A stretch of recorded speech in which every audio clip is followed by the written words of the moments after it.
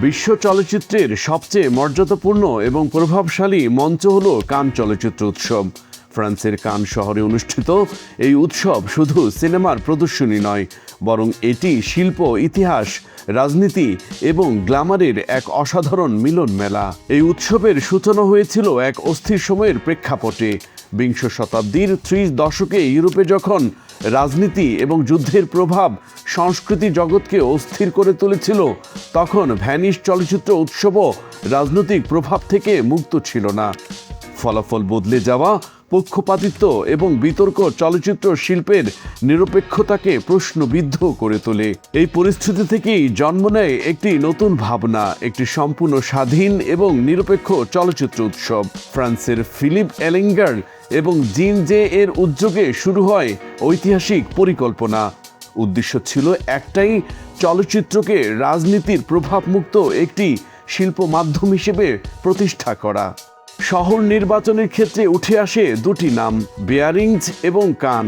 শেষ পর্যন্ত নির্বাচিত হয় ভূমধ্যসাগরের তীরে অবস্থিত মনোরম শহর কান। সমুদ্রের নীল জল, বিলাসবহুল পরিবেশ এবং সংস্কৃতির ঐতিহ্য মিলিয়ে কান হয়ে ওঠে এই উৎসবের আদর্শ কেন্দ্র। 1939 সালে প্রথম আয়োজনের পরিকল্পনা থাকলেও দ্বিতীয় বিশ্বযুদ্ধের কারণে সবকিছু থেমে যায়। কয়েক বছর পর যুদ্ধবিধ্বস্ত ইউরোপের পুনর্গঠনের সময় 1946 সালে শুরু হয় প্রথম কান চলচ্চিত্র উৎসব।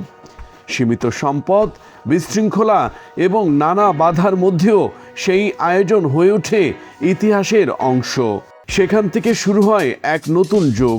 কান চলচ্চিত্র উৎসব ধীরে ধীরে বিশ্বের সবচেয়ে মর্যাদাপূর্ণ চলচ্চিত্রের মঞ্চে পরিণত হয়। আজ পালম দ'অর শুধু একটি পুরস্কার নয়, এটি বিশ্ব চলচ্চিত্রের সর্বোচ্চ সম্মানের প্রতীক। কান উৎসবের রেড কার্পেট নিজেই এক আলাদা আকর্ষণ।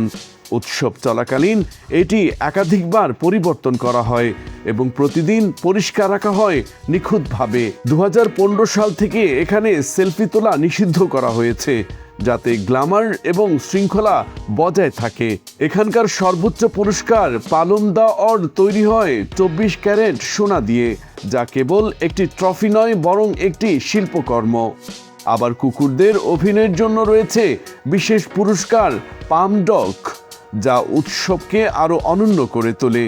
কান উৎসবের প্রাঙ্গণে বিশ্ববিখ্যাত তারকাদের হাতের ছাপ সংরক্ষিত থাকে, যা চলচ্চিত্রের ইতিহাসে এক জীবন্ত সংগ্রহশালা। তবে এখানেও রয়েছে কিছু কঠোর নিয়ম, যেমন রেড কার্পেটে নারীদের হাই হিল পরা বাধ্যতামূলক, যা বহু বিতর্কের জন্ম দিয়েছে। সব মিলিয়ে বলা যায়, কান চলচ্চিত্র উৎসব শুধু একটি অনুষ্ঠান নয়, এটি ইতিহাস, গ্ল্যামার, বিতর্ক এবং শিল্পের এক চিরন্তন প্রতিচ্ছবি, যা বিশ্ব চলচ্চিত্রকে প্রতিনিয়ত অনুপ্রাণিত করে চলছে।